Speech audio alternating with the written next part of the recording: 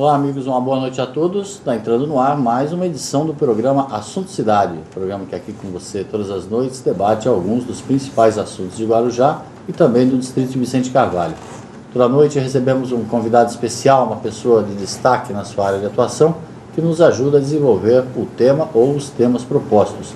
E hoje é com muita honra que recebemos aqui o escritor Carlos Bacelli, ele que é um dos maiores divulgadores da doutrina espírita do Brasil, fundador e mantenedor de várias atividades espíritas em Uberaba, município no estado de Minas Gerais, e que está aqui conosco, dando o prazer da sua visita ao programa Assunto Cidade. Em primeiro lugar, uma boa noite, muito obrigado pela presença. Deixo um espaço antes para o senhor cumprimentar os telespectadores. Boa noite, Valdir, a você e aos telespectadores do Assunto Cidade. É uma alegria estar aqui pela primeira vez. O nosso abraço a todos. Estamos aqui à disposição para nós conversarmos sobre os temas que você propor. Pois não. O escritor Carlos Bacelli, que quando a gente fala escritor, ninguém está brincando, não. É escritor mesmo. O senhor tem mais de uma centena de livros publicados. São livros de autoria mediúnica, certo. Ou seja, de minha atuação na condição de médium. A autoria, portanto, pertence aos espíritos que escrevem as obras. No entanto, temos também algumas obras publicadas de nossa própria lavra, principalmente biografando a vida do médium Chico Xavier, com quem tivemos oportunidade de conviver em Uberaba por mais de 25 anos. Acompanhando ali a sua tarefa, o seu trabalho mediúnico, a sua tarefa assistencial. A convivência com o Chico Xavier, o senhor absorveu praticamente aquilo que todas as pessoas sonharam em absorver, né? De conviver com uma pessoa. Olha, se eu tivesse sido uma terra melhor, eu teria absorvido mais. Porque a chuva que caía do céu era abundante. Certo. Acontece, porém, que espiritualmente nós somos uma terra árida há muitos séculos e milênios. Certo. Então, eu absorvi na medida do possível, naquela nossa estreita convivência com ele, porque o Chico era muito acessível. E realmente eu tive uma grande proximidade com ele. Chegamos a publicar livros em parceria, inclusive em parceria mediúnica. Fui secretário da Comunhão Espírita Cristã, a sua primeira casa de trabalho em Uberaba, e com aquela convivência semanal, e mais que semanal, às vezes chegava a ser 2, 3, 4 vezes por semana, graças a Deus fomos aprendendo alguma coisa. Não é? O espiritismo no Brasil pode se dividir entre antes e depois de Chico Xavier? Sem dúvida alguma. Eu diria que o espiritismo no mundo, não apenas no Brasil, porque Allan Kardec foi o codificador da doutrina espírita em meados do século XIX, na França, mas depois, com os adventos das duas grandes guerras mundiais, o Espiritismo, como doutrina codificada, praticamente desapareceu da Europa, embora os fenômenos mediúnicos continuem e sempre tenham continuado. Chico Xavier, no Brasil, ele deu um impulso extraordinário à filosofia espírita, à doutrina espírita, através do livro, que foi a sua tarefa, digamos, primordial, mas também através da vivência, da exemplificação, da vivência da mensagem, da demonstração prática da mensagem no cotidiano, porque ele teve uma vida verdadeiramente apostolar. Eu costumo dizer, Valdir, em minhas colocações, que considero Chico Xavier o maior fenômeno mediúnico de todos os tempos, mas também o considero na condição de um dos maiores fenômenos humanos. Uma junção entre teoria e prática. Entre teoria e prática, porque, vamos dizer, o livro cabia aos espíritos, mas a vivência, a exemplificação, a aplicação do ensinamento cabia a ele, como espírito encarnado que estava entre nós, porque Chico Xavier levava uma vida de uma pessoa comum. Ele trabalhava, ele cuidava da família, embora não tenha se casado, não tenha constituído uma família própria, ele cuidou de seus irmãos menores, cuidou de seus sobrinhos, de muitos deles, os educou, ele se preocupava com a família, ele não vivia insulado, ele não vivia isolado deste convívio social. Aliás, Chico Xavier, na doutrina espírita, ele nos trouxe um novo paradigma neste sentido, porque normalmente os sacerdotes, os monges, os líderes religiosos das várias crenças religiosas, os rabinos, costumam viver isolados. Se isolavam em mosteiros, em conventos, em seus templos, inatingível. Às vezes até em seus retiros espirituais. Chico Xavier não, ele viveu no meio do povo. O espírita vive no meio do povo, o espírita é povo, ele faz parte do povo. O médium não é um ser especial, o dirigente de uma casa espírita é um pai de família, é uma mãe de família, às vezes é avó, não é? Às vezes é um filho com muitas responsabilidades, é um homem comum, enfim. E ele conseguiu personificar isso. Ele conseguiu personificar isto de uma maneira extraordinária. Tanto é assim que ele se fez admirado não apenas pela comunidade espírita, mas por toda a comunidade brasileira, por grande parte dos brasileiros. Ele chegou a ser considerado, ao lado de Rui Barbosa, como o brasileiro mais importante do século, não é? E, consequentemente, da história do Brasil. Eu vou mais longe. Eu costumo dizer que Chico Xavier, em termos de espiritualidade, é o único nome, ou um dos únicos nomes, que o Brasil tem para exportar para o mundo. Entendi. Não. Um homem importante para a história do mundo. Um ícone espiritual, porque a nossa cultura religiosa, ela é toda importada. Aliás, a nossa cultura é quase toda importada, não é? Às vezes adaptada aqui e ali, mas nós importamos cultura também do exterior, importamos pensamento do exterior, não é? Chico Xavier se formou aqui, ele era brasileiro, natural de Pedro Leopoldo, uma cidade pequena, próxima a Belo Horizonte, a 25 quilômetros de Belo Horizonte. Quando ele nasceu, era um povoado com 8.000 pessoas. E é ali que ele cresceu, ele se formou, ele se fez, não é? Espiritualmente, ele se fez. Então, eu costumo dizer que Chico Xavier, em termos de espiritualidade, é um dos nomes que o Brasil pode exportar para o mundo. Por isso disse que Chico Xavier é importante para o espiritismo, não apenas no Brasil, mas no mundo. Como foi, o senhor que é um biógrafo, especialista na biografia de Chico Xavier, e com ele conviveu durante tantos anos, essa passagem da pequena cidade interior para todo esse momento de celebridade, vamos dizer assim, de importância para a doutrina espírita? Olha, isso foi acontecendo aos poucos. Quando Chico Xavier lançou o seu primeiro livro, Parnaso de Além Túmulo, isto foi em 1932, ele estava com 22 anos de idade, não é? E ele não foi além do 4º ano primário.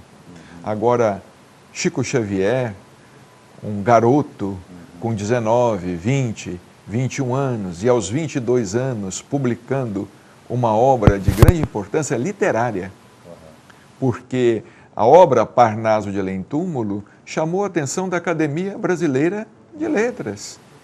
Teve uma repercussão enorme nos meios acadêmicos, entre os críticos literários, uma repercussão na imprensa. Na época, o jornal de maior circulação era o Globo, do Rio de Janeiro, e o Globo mandou repórteres à cidade de Pedro Leopoldo, porque, afinal, quem era Chico Xavier? Já estava acontecendo. Já estava acontecendo.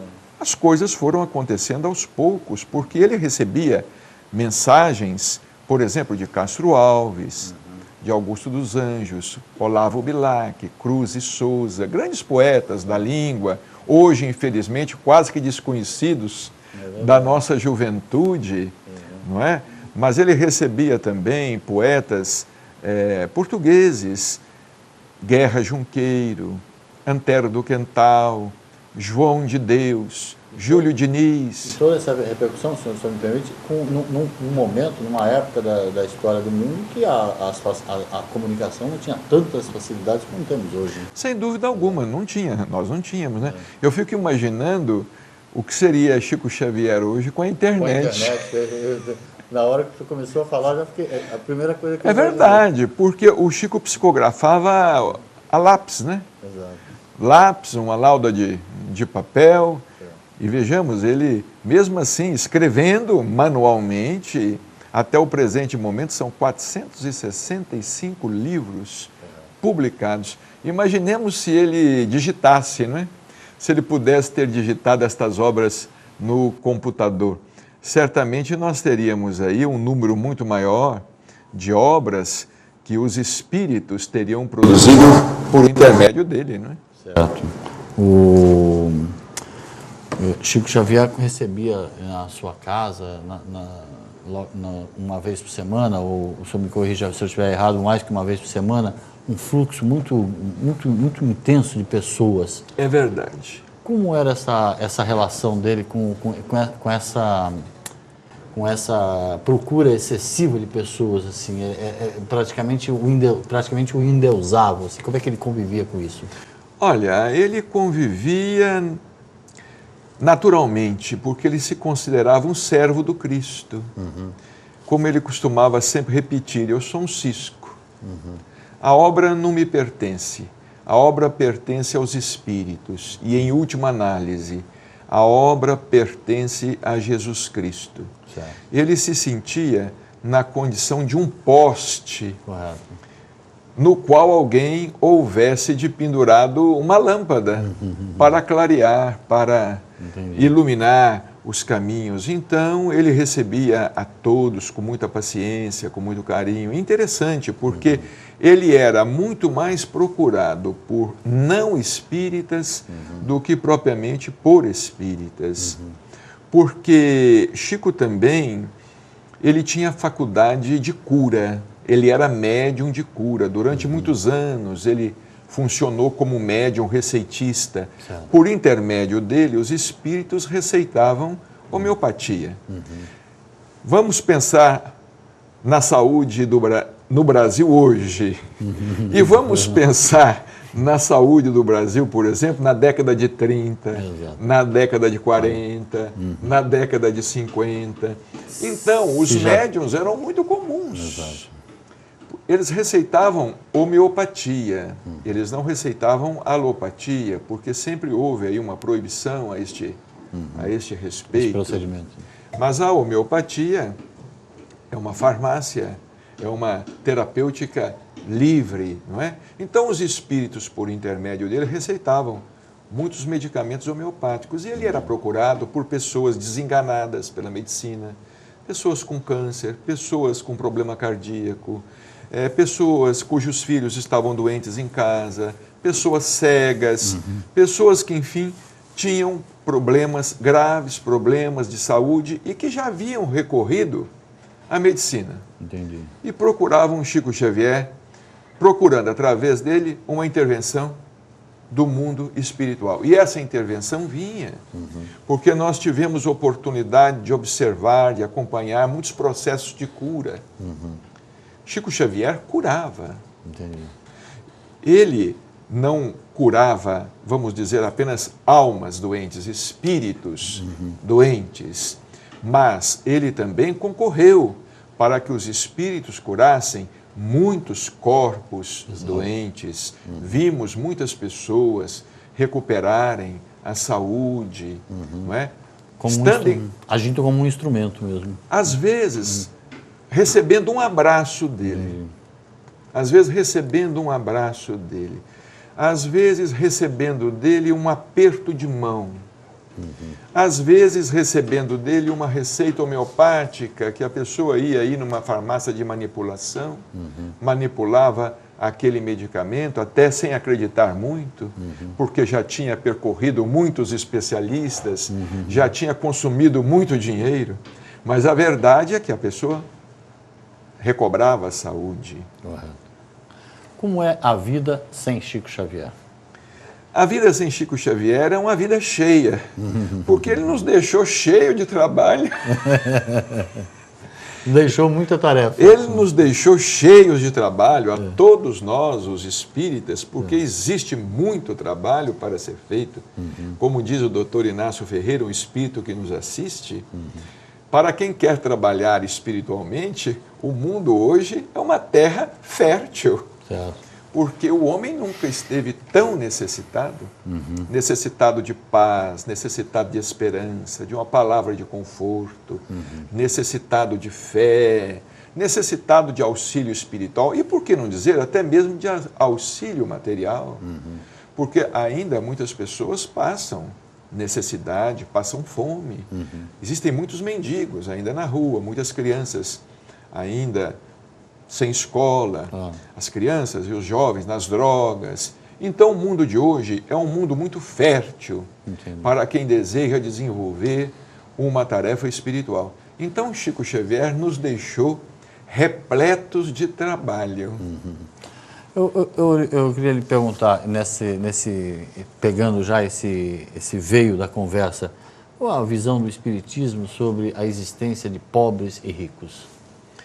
Olha, a questão é a seguinte: o homem não é detentor de nada que signifique propriedade material. Porque nós estamos sobre a terra simplesmente de passagem.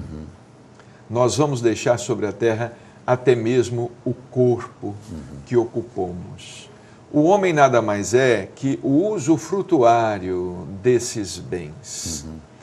A questão da riqueza, muitas vezes, é motivada pelo egoísmo, como também, muitas vezes, é motivada pelo trabalho, por aquele que trabalha, por aquele que se dedica, por aquele que procura produzir.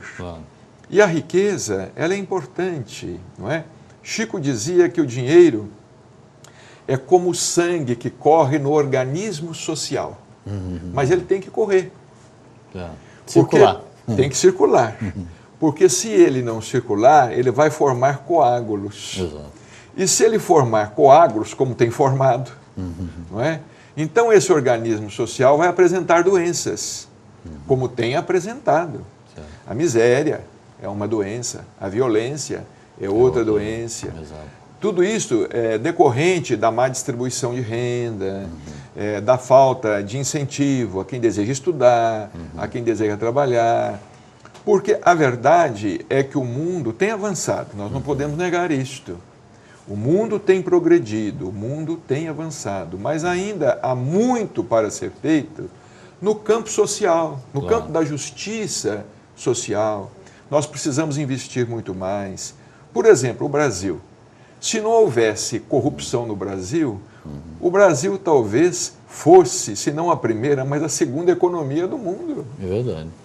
A questão é a corrupção, é o desvio de dinheiro, é o desvio de verba, é a má gestão que deixa o Brasil nesta situação, porque o Brasil é um país riquíssimo em todos os aspectos. Dizem que é o tempo que o político fica acordado, né?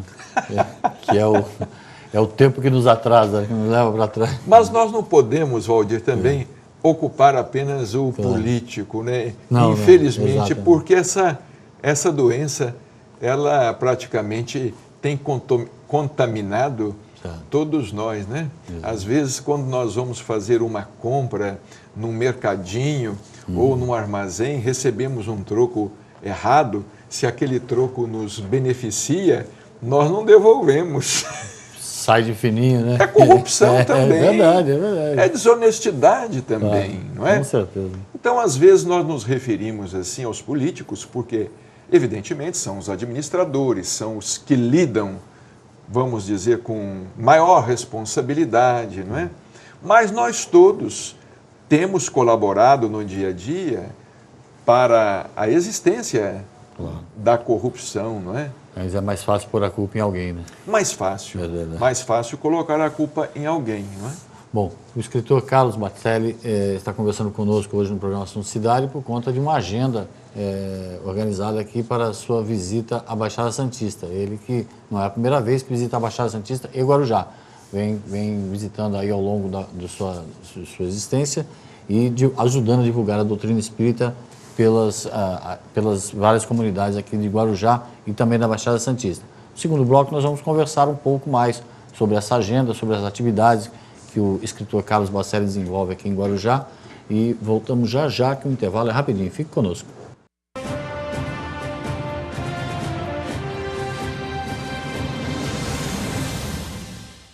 Você é único e universal. Por onde você passa, tudo que você pensa, cria e compartilha torna-se universal no mesmo segundo e pode fazer a diferença para muitas pessoas, em muitos lugares. Afinal, conhecimento é universal e só mesmo uma universidade aberta ao mundo e reconhecida como uma das melhores universidades particulares do Brasil para levar você onde você quiser. Universalize. UNAERP. Quando a gente pensa em plano de saúde, pensa primeiro em Unimed Guarujá. Não é só porque a Unimed é a maior cooperativa de serviços médicos do mundo, com a maior rede de hospitais, clínicas conveniadas, os melhores médicos e atendimento de urgência e emergência 24 horas em todo o Brasil. A Unimed Guarujá é a mais lembrada porque não esquece de você. Atendimento domiciliar, programas de saúde preventiva e agora com um novo plano onde quem usa menos, gasta menos. Unimed Guarujá, lado a lado com você, sempre.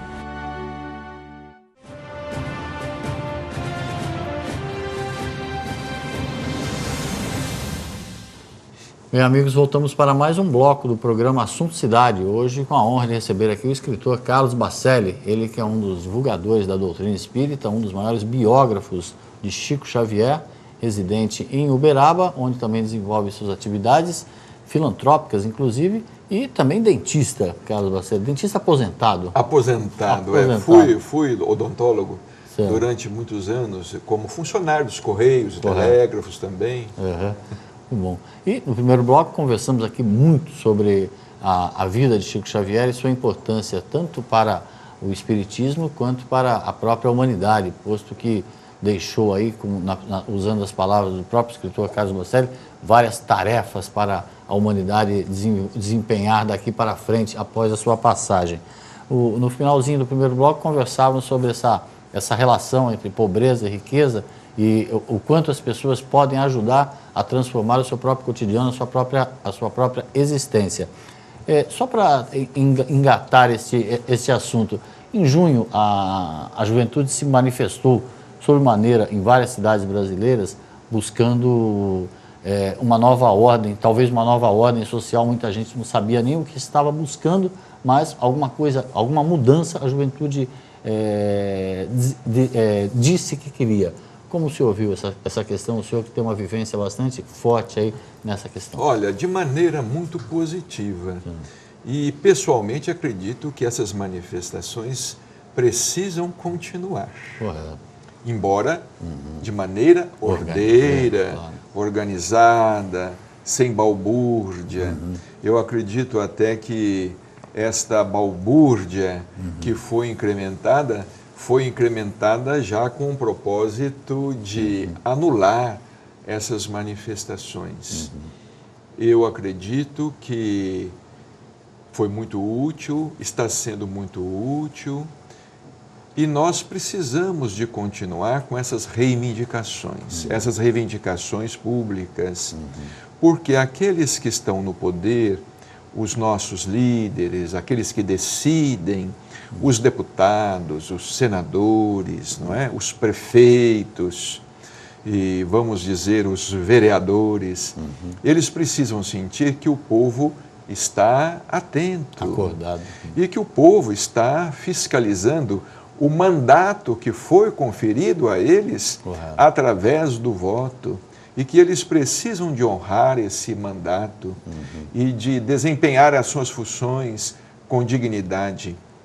Eu apenas lamento que essas manifestações não tenham tido a continuidade que elas necessitavam ter e necessitam ter, mas desde que de forma ordeira, de maneira ordeira. E recebendo também respostas da sociedade organizada, ou seja, do próprio poder público, né? Sem dúvida alguma, e recebendo incentivo, o apoio da imprensa, que é muito importante, não é? Para que essas manifestações, porque na verdade são reivindicações mais do que justas, não é?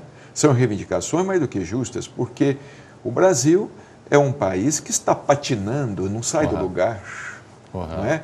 O Brasil já perdeu o chamado bonde da história diversas vezes. E nós estamos agora num momento histórico, num momento econômico muito importante para que o Brasil possa deslanchar de vez. Nos parece que vamos perder uma vez mais o bonde.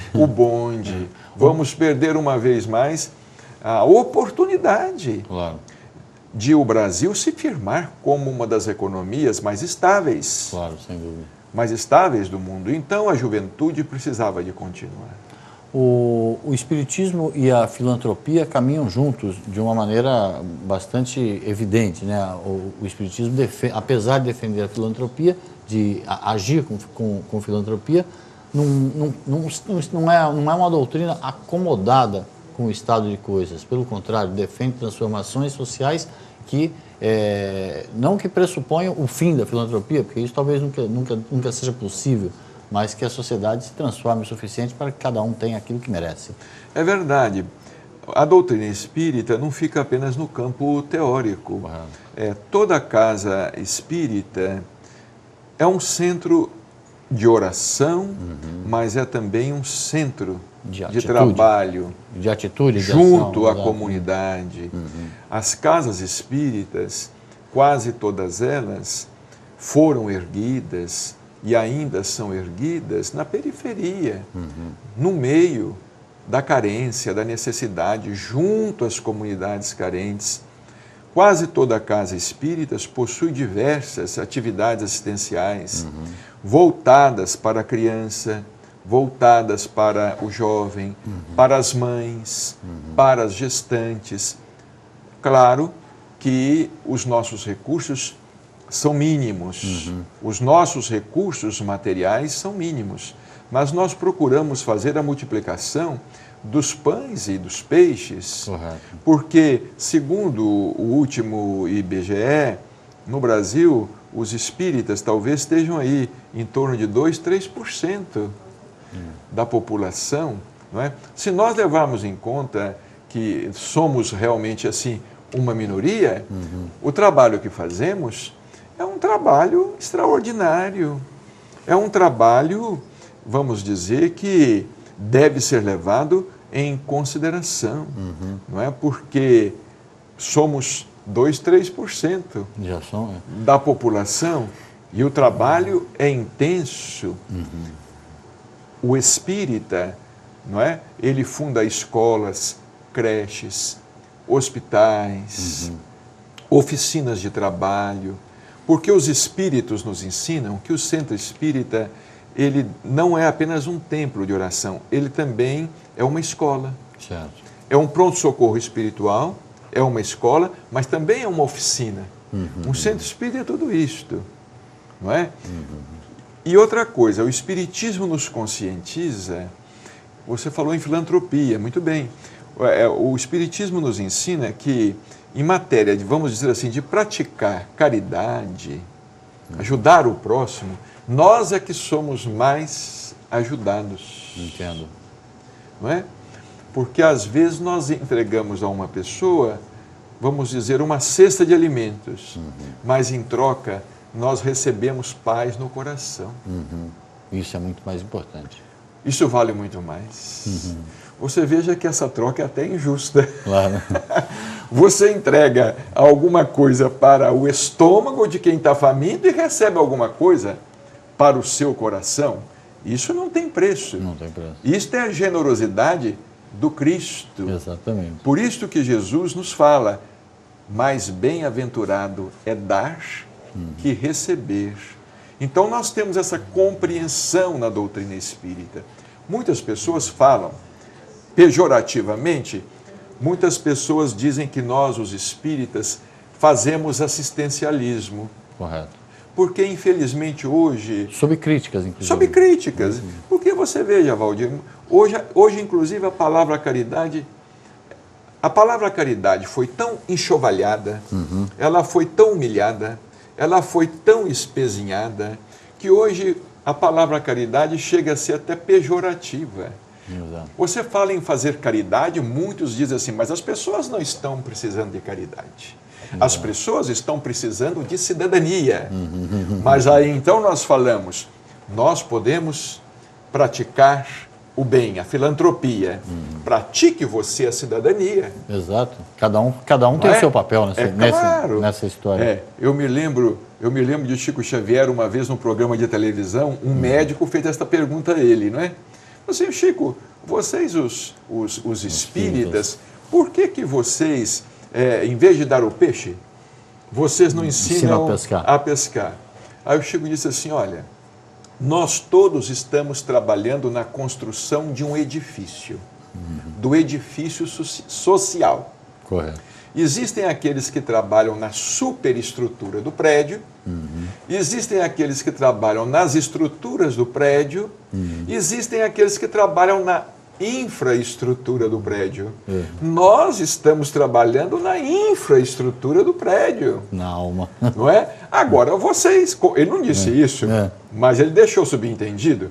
Vocês que têm mais dinheiro, vocês que podem mais, deveriam trabalhar nas estruturas do prédio.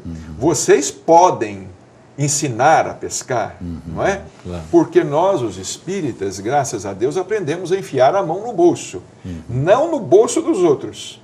Nós aprendemos a enfiar a mão no bolso próprio. No bolso próprio. No bolso próprio. Mas assim, foi um bom recado, né? Foi um bom recado. Foi um bom recado. Para bom entendedor, deu ele disse tudo, né?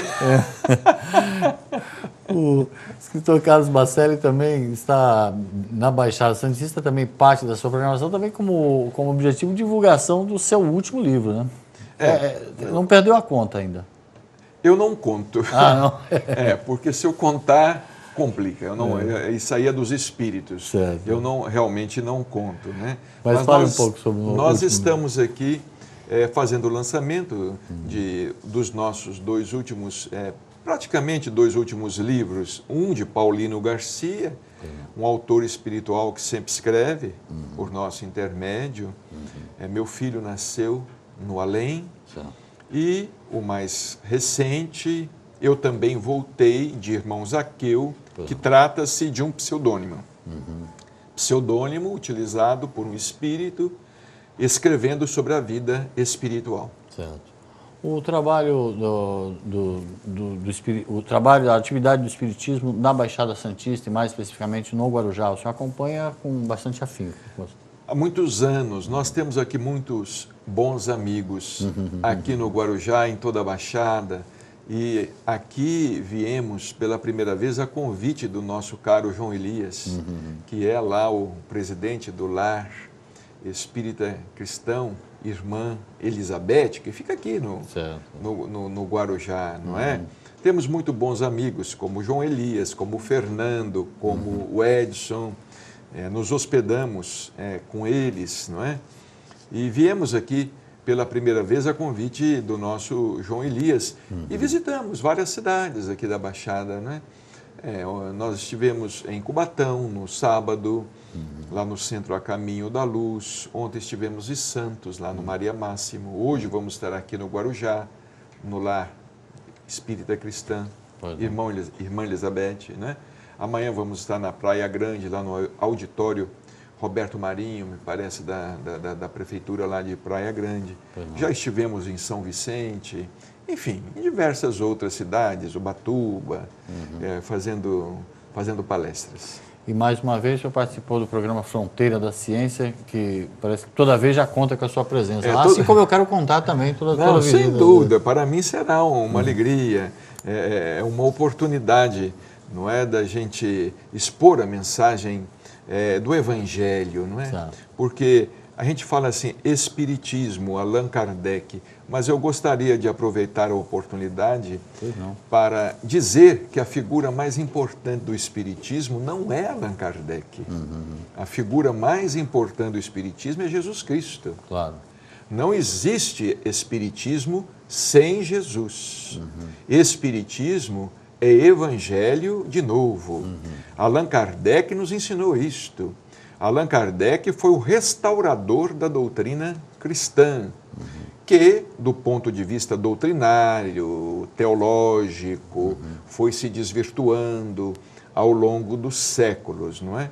Mas o que o Espiritismo propõe é o cristianismo. É o cristianismo de novo, não é?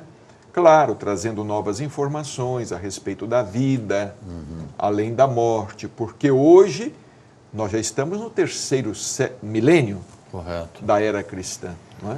Correto. A Igreja Católica recentemente elegeu um Papa do terceiro mundo, vamos dizer assim, na Argentina. Havia até as bolsas de apostas até colocavam um possível Papa brasileiro. De qualquer maneira, o Papa Francisco vem desenvolvendo algumas ações que pressupõem assim, um desvencilhamento daquela ostentação, muitas vezes foi alvo de críticas. Como o senhor vê, eu pergunto, visto que o Espiritismo e a Igreja Católica não andam totalmente dissociados, não andam totalmente separados, como o senhor mesmo falou, da imagem de Jesus Cristo. Sem dúvida alguma. Como é que o senhor vê esse novo momento? E nós temos visto aí a atuação deste novo Papa com muita alegria e com muito entusiasmo, não é? Porque há muito tempo que a gente não observa numa figura papal, digamos assim, a atuação que ele vem tendo, o seu despojamento, e ele procurando exemplificar, ele sempre, aliás, como cardeal, não é? Dizem os seus biógrafos, porque é interessante, ele era um desconhecido, né? Verdade. Ele era um desconhecido, de repente ele se tornou conhecido. Mas a gente não sabia, por exemplo, que ele, como cardeal, andava de ônibus, pegava ônibus, que ele pagava suas contas. Carregava a bagagem. Carregava a sua bagagem, a sua pastinha. Ele não ia viajar de avião, ele não ia lá no assento VIP, ele ia lá não sei aonde, não é? Então, vejamos, nós estamos vendo isso com muita alegria. Claro. Porque... Oferece um exemplo positivo, né? Porque o mundo não está precisando de religião, o mundo está precisando de religiosidade. Correto. E religiosidade é isto, seja no budismo, seja no protestantismo, seja no catolicismo, seja no espiritismo. Nós estamos precisando de espiritualidade. Exato.